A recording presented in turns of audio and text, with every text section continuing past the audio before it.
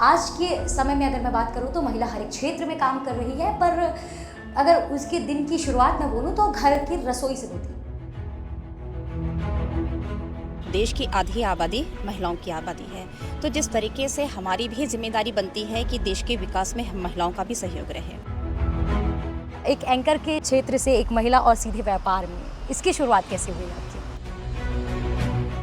तो हमेशा मैंने ये सीखा है कि ज़िंदगी एक मिलती है और उस लाइफ में हम जो जो करना चाहें अपने पूरे एफर्ट के साथ कर सकते हैं। चैम्बर ऑफ कॉमर्स जो है नए व्यापार को जो है नई तकनीक के साथ में जोड़ता है, और साथ में इसमें अब आप महिला को भी जोड़ेंगे तो किस प्रकार की काउंसलिंग करेंगी, किस प्रकार की चीज़ों से महिलाओं को जोड़ने का प्रयास करेंगे ज़्यादा से ज़्यादा? कोई पुरुष आगे आता है कुछ शॉप डालने के लिए, कुछ करने के लिए, तो परिवार तैयार रहता है उसके लिए, फाइनेंस के लिए, कि उनको कहीं से भी उनके लिए जुगाड़ कर दिया जाता है। लेकिन जब महिला व्यापार करने की सोचती है।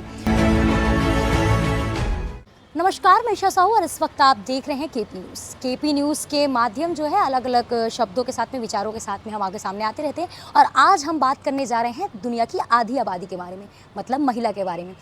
आज के समय में अगर मैं बात करूँ तो महिला हर एक क्षेत्र में काम कर रही है, पर अगर उसके दिन की शुरुआत मैं बोलूँ तो घर की रसोई से होती है। पर इसी के क्षेत्र में मैं बात करूँ तो अब जो महिलाएं हैं वो व्यापार की ओर भी बढ़ रहे हैं। पर सवाल ये उठता है कि व्यापार में जब कभी महिलाएं जाती हैं तो आज भी जो है इस जगह पर पुरुषों की जो राजगद्दी है वो चली आ रही है। लेकिन इसी बीच में जो है एक खबर आती है कि चैम्बर ऑफ कॉमर्स की तरफ से अध्यक्ष की चुनौती हुई है, महिला अध्यक्ष की, जिसमें सुमन कन्नौजिया मैम को जो है चुना गया है। उनसे हम बातचीत करेंगे, जानेंगे कि व्यापार की ओर जो है वो आज बढ़ रही हैं, लेकिन व्यापार से की ओर बढ़ने से पहले वो कहाँ थी। अक्सर उन्हें हम जो है बड़े बड़े स्टेज पे देखा करते थे और एंकरिंग करते हमने जो है मैम आपको हमेशा सुना है, लेकिन आज आप व्यापार के क्षेत्र में हैं। कैसे, मतलब एक एंकर के क्षेत्र से एक महिला और सीधे व्यापार में, इसकी शुरुआत कैसे हुई आपकी? देखिए, जब महिला की हम बात करते हैं तो एक महिला बहन भी होती है, बेटी भी होती है, पत्नी भी होती है, बहू भी होती है। जिस तरीके से महिलाओं के अलग अलग रूप होते हैं और उन जिम्मेदारियों को वो निभाती है, तो हमेशा मैंने ये सीखा है कि ज़िंदगी एक मिलती है और उस लाइफ में हम जो जो करना चाहें अपने पूरे एफर्ट के साथ कर सकते हैं। यहाँ छत्तीसगढ़ में तो एंकर के रूप में मुझे जाना जाता था, लेकिन मेरी छत्तीसगढ़ चैम्बर ऑफ कॉमर्स में जो शुरुआत हुई है मेरे फूड टाउन रेस्टोरेंट से हुई है। जब मैंने अपना रेस्टोरेंट डाला तो उस समय इतना अनुभव नहीं था। स्ट्रगल शुरू में बहुत रहे कि जैसा हर व्यवसाय को रहता है, लेकिन मेरी सोच ये थी कि जिस स्ट्रगल के साथ मैं व्यापार में उतर रही हूँ, जो तकलीफ़ें हो रही हैं, ऐसे ही तकलीफ़ें बहुत सारी बहनों को होती होंगी, ऐसे ही परेशानियाँ उनको झेलनी पड़ती है व्यापार में आने के बाद। तो मन में हमेशा ये कशिश रहती थी कि कहीं कोई ऐसा प्लेटफॉर्म हो कि हम उन बहनों को की माध्यम बन सके, ताकि महिलाएं भी, हमारी बहनें भी व्यापार के क्षेत्र में आगे आएँ और सशक्त और आत्मसंबल बने। मैम, अक्सर जब होता है महिलाओं की शुरुआत जो है कठिनाई से होती है, चाहे वो किसी भी क्षेत्र में हो। अब व्यापार के क्षेत्र की जो है कठिनाई अलग होती है, उस कठिनाइयों का समाधान जो है कैसे करेगी चैम्बर ऑफ कॉमर्स की आपकी टीम? बिल्कुल। मैं ये नहीं कहूँगी कि पुरुषों को तकलीफ़ नहीं होती है, पुरुषों को भी बहुत ज़्यादा तकलीफ़ होती है। उसका कारण क्या होता है कि हमारे यहाँ की जो व्यवस्था बनी हुई है कि पुरुष आर्थिक रूप से अर्थोपार्जन करेंगे और महिलाएं घर की व्यवस्था को देखेंगी, ये शुरू से चलता आया है। लेकिन जिस प्रकार से खर्चे बढ़े हैं और महिलाएं आगे शिक्षित होकर आगे आ रही हैं, तो उनकी भी सोच रहती है कि हम भी स्वावलंबी बने, हम भी अर्थोपार्जन करें। तो इस दिशा में महिलाएं आगे बढ़ रही हैं। लेकिन सबसे पहली जो तकलीफ़ होती है, सबसे ज़्यादा जो परेशानी होती है महिलाओं को, वो अगर मैं कहूँ कि घर से ही होती है तो ये गलत नहीं होगा। क्योंकि जब कोई पुरुष आगे आता है कुछ शॉप डालने के लिए, कुछ करने के लिए, तो परिवार तैयार रहता है उसके लिए, फाइनेंस के लिए, कि उनको कहीं से भी उनके लिए जुगाड़ कर दिया जाता है। लेकिन जब महिला व्यापार करने की सोचती है तो उसको थोड़ी नहीं बहुत परेशानी होती है, क्योंकि उसके मन में एक डर भी रहता है कि मैं जो घर की कमाई डाल रही हूँ तो कहीं डूब ना जाए। दूसरी बात ये रहती है कि मैं वो धन लाऊं कहाँ से। तीसरी बात रहती है कि मैं क्या काम करूँ। बहुत सारे उसके मन में क्वेश्चंस रहते हैं। जब मैं छत्तीसगढ़ चैम्बर ऑफ कॉमर्स से जुड़ी तो मेरे मन में भी बहुत सारे क्वेश्चंस थे। फिर धीरे धीरे हम लोगों ने देखा कि छत्तीसगढ़ चैम्बर ऑफ कॉमर्स एक ऐसा प्लेटफॉर्म है जिसमें आप अगर काम करना चाहते हैं तो उसमें आपको ट्रेनिंग प्रोवाइड करेंगे, आपको क्या करना है ये सोच और ये विचार देंगे। इसके बाद जब आप काम शुरू करेंगे तो आपको मार्केट भी देंगे। ऑल ओवर एक ऐसा एटमॉस्फेयर बना दिया जाता है कि कोई भी महिला बाहर निकलकर काम करना चाहे। जिस तरीके से हम परिवार में सेफ होते हैं, जो परिवार होता है उसमें हमें मालूम है माँ बाप भाई बहन पति परिवार के सदस्य हैं जिनके बीच हम सेफ महसूस करते हैं। ये संस्था वैसी ही संस्था है कि जिसमें कोई भी महिला, कोई भी बहन, कोई भी भाभी आती हैं तो अपने आप को सेफ महसूस करती हैं कि मैं उन सब महिलाओं के साथ हूँ जो मुझे बताएंगे, कदम कदम पे मुझे प्रशिक्षण देंगे। अगर कोई तकलीफ़ हो रही है उस तकलीफ़ को दूर करने का प्रयास करेंगे। तकलीफ़ें बहुत सी आती हैं, जीएसटी तो एक बड़ा प्रॉब्लम बोल रही हूँ मैं महिलाओं को जब आगे जाती हैं तो। उसके अलावा छोटी छोटी जो प्रॉब्लम्स होती हैं कि हम काम क्या करें, कहाँ से शुरुआत करें, किन लोगों के साथ करें, उन सारी चीज़ों के लिए छत्तीसगढ़ चैम्बर ऑफ कॉमर्स काम करता है। जी मैम, अक्सर आपका जुड़ाव जो है काउंसलिंग से भी रहा है, आप काउंसलिंग भी करती हैं महिलाओं की, स्पेशली उनके परिवारों की करती हैं, मुश्किल वक्त में जो जूझ रहे हैं उनकी आप जो है काउंसलिंग करती हैं। इस बीच में आपका रोल जो है बहुत बढ़ने वाला है क्योंकि चैम्बर ऑफ कॉमर्स जो है नए व्यापार को जो है नई तकनीक के साथ में जोड़ता है और साथ में इसमें अब आप महिला को भी जोड़ेंगे, तो किस प्रकार की काउंसलिंग करेंगी, किस प्रकार की चीज़ों से महिलाओं को जोड़ने का प्रयास करेंगे ज़्यादा से ज़्यादा? बिल्कुल, देखिए जो महिला होती है उसको सबसे ज़्यादा जो परेशानी होती है, एक आर्थिक जब प्रॉब्लम होती है तो, और दूसरा होता है जब वो परिवार से किसी विषय पे टूटती है तब। इन द सेंस कि महिला उस समय कमज़ोर होती है। तो काउंसलिंग का तात्पर्य यही होता है कि हम जो टूटने वाली चीज़ है उसको हम जिस तरीके से, अगर कोई फ्रैक्चर होता है तो हम उस पर बैंडेज करते हैं, प्लास्टर लगाते हैं, या जिस तरीके से हम उनको सहेजते हैं ताकि वो बिखरे ना, टूटे ना, तकलीफ़ ना हो। तो काउंसलिंग ऐसा ही एक माध्यम है कि जो महिलाएं, परिवार की बात हो चाहे व्यापार की बात हो, अगर वो हताश हो रही हैं, परेशान हो रही हैं तो काउंसलिंग के माध्यम से उनको हम दूर करें। जैसा मैं अपनी काउंसलिंग की बात आपने छेड़ी है, तो मेरे लिए मेरी लाइफ का काउंसलिंग का वो मोमेंट जो मेरे लिए जीवन भर अविस्मरणीय रहेगा। मैं महिला थाने में काउंसलर हूँ, लेकिन जब महिला थाने में मैं नहीं आई थी, मैं अपने घर पे ही काउंसलिंग किया करती थी। एक समाज सेवी के तौर पे मैंने वो शुरू किया था।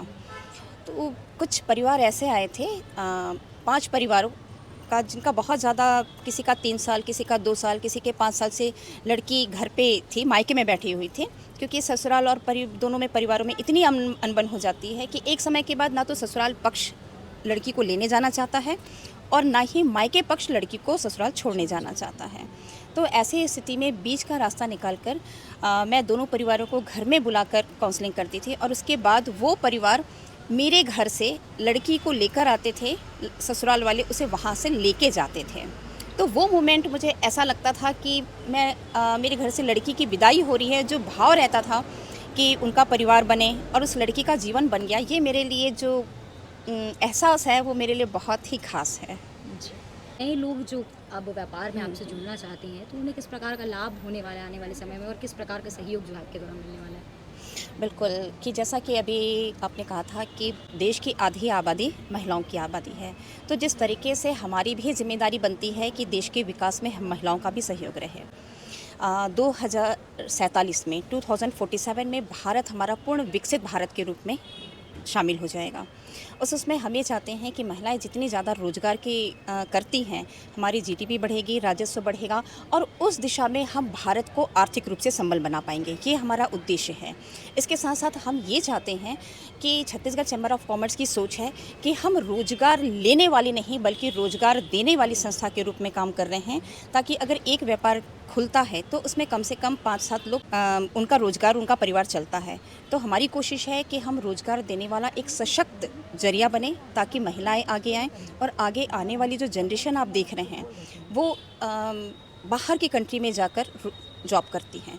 हम चाहते हैं कि भारत में ऐसे अवसर मिले कि हमारे देश की जनता यही ही रोजगार अपना ले।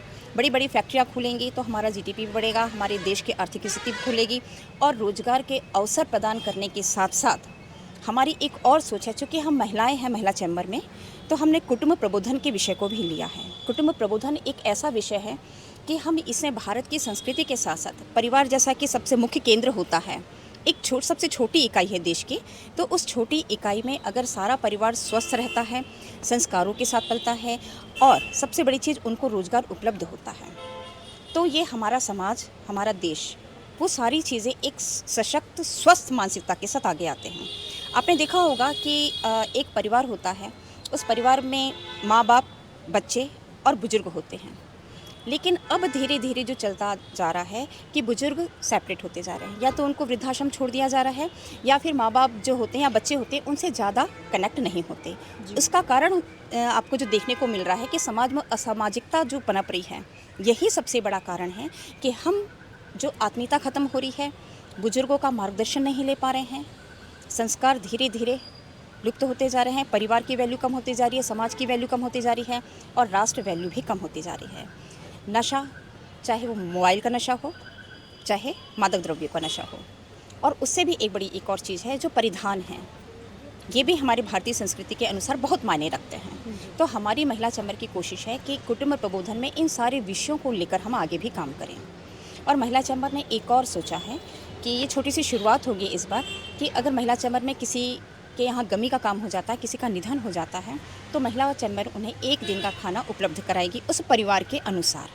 अगर परिवार चाहता है कि क्योंकि उस समय ऐसा होता है कि परिवार काफ़ी दुख में होता है, परिजन आते हैं उनके यहाँ पे, उन्हें कई बार भोजन की व्यवस्था नहीं हो पाती, तो महिला चैम्बर ने ये बीड़ा उठाया है कि अगर किसी के यहाँ कोई निधन का काम आकस्मिक हो जाता है तो एक दिन का हम उन्हें निःशुल्क भोजन उपलब्ध कराएंगे। तो सुमन जी जो है लगातार महिलाओं के लिए आगे भी काम करेगी, यही आशा हमारी है। पर उनके साथ में उनके सदस्य भी हैं जो लगातार उनसे उम्मीद भी करते हैं और लगातार उनका सहयोग भी देते हैं। आप लगातार जो है महिला जो विंग है चैम्बर ऑफ कॉमर्स की, इससे जुड़ी हुई हैं, किस प्रकार से देखती हैं कि जो सुमन मैम वो आगे आ रही हैं, तो आपको क्या कुछ इसमें उनसे उम्मीद है? नमस्कार, मैं सरोजनी पाणिग्राही। मैं 2021 में मैंने भिलाई महिला चैम्बर में अध्यक्ष का पद ग्रहण किया और अभी सुमन मैडम जैसे कि अभी 2025 में अध्यक्ष बन रही हैं, तो मैं पहले का बताना चाहूँगी आपको, उसके बाद आती हूँ फिर सुमन मैडम के उज्जवल भविष्य के लिए। तो जैसे 2021 में मैंने अध्यक्ष भार ग्रहण किया, उससे पहले भी 2012 से मैंने छत्तीसगढ़ चैम्बर ऑफ कॉमर्स का मेंबरशिप लिया हुआ है। तो हमारी संस्था जो है ना, ये Chhattisgarh chamber of commerce and industries महिला चैम्बर भिलाई, तो ये भिलाई की महिलाओं को आत्मनिर्भर बनाने की दिशा में कार्य करती है। जैसे कि चूँकि हमारी संस्था एक व्यापारिक संस्था है, तो हम लोग ये चाहते हैं कि जो भी महिला सदस्य हमारे से जुड़े, उनका अपना व्यापार हो, व्यवसाय हो और वो आर्थिक रूप से सुदृढ़ बने। तो उस क्षेत्र में महिलाओं को जो भी हेल्प की ज़रूरत पड़ती है, क्योंकि क्या काम करना चाहती हैं महिलाएं, एक तो वो डिसाइड करेंगी कि उनको क्या करना है, तो उनसे रिलेटेड जो ट्रेनिंग्स वगैरह होते हैं उसको प्रोवाइड किया जाता है। और काम चालू करना है तो उसके लिए फ़ंड की आवश्यकता होती है, तो फ़ंड के लिए हम लोग बैंक से उनको प्रोवाइड कराते हैं। जैसे मोदी जी की योजना है मुद्रा लोन वगैरह या बिज़नेस लोन, तो वो हम लोगों की संस्था प्रोवाइड कराती है। मतलब जो भी प्रॉब्लम है महिला व्यापारियों की, कुछ दुकानदारों की, कुछ मार्केट से रिलेटेड प्रॉब्लम्स होते हैं, तो जो भी महिलाओं की प्रॉब्लम्स होती है हमारी महिला चैम्बर इसको दूर करती है। जी, तो यही उम्मीद आपकी अब रहेगी कि और जल्दी से। जी, तो मैं ये चाहूँगी कि जैसे अभी तक हमारी संस्था ये काम करती आ रही है, महिलाओं को हेल्प करती आ रही है, तो अब जैसे सुमन मैडम अध्यक्ष पद ले रही हैं, तो मैं चाहूँगी आगे भी हमारी जो महिला सदस्य हैं और जो सदस्य नहीं भी हैं, उनके लिए भी हमारी संस्था महिलाओं को हेल्प करे और उनको आगे बढ़ने में उनको मदद करे। दीदी से हम बातचीत करेंगे। दीदी, लगातार जो है इस अभी जो सदस्य हमारे इस चैनल के माध्यम से जुड़ेंगे, जो महिलाएं जुड़ेंगी, उनको आप क्या संदेश देना चाहेंगे और उनको क्या कुछ कहना चाहेंगे आप? नमस्कार, मेरा नाम सविता शर्मा है। मैं भी छत्तीसगढ़ चैम्बर ऑफ कॉमर्स से 2021 में जुड़ी हूँ। मुझे सरोजनी दीदी ने जोड़ा था इस संस्था से। उससे पहले मैं एक हाउसवाइफ हुआ करती थी, लेकिन चैम्बर में जुड़ने के बाद मैंने खुद का अपना व्यापार शुरू किया और उसको धीरे धीरे चलाया, बढ़ाया।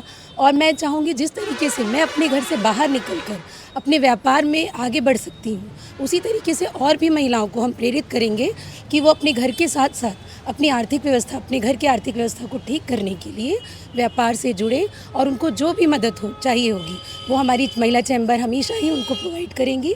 तो सबसे महत्वपूर्ण चीज़ ये है कि महिलाओं को आत्मनिर्भर बनना पड़ेगा, क्योंकि पूरा जो भविष्य है देश का वो भी उन पर भी निर्भर है।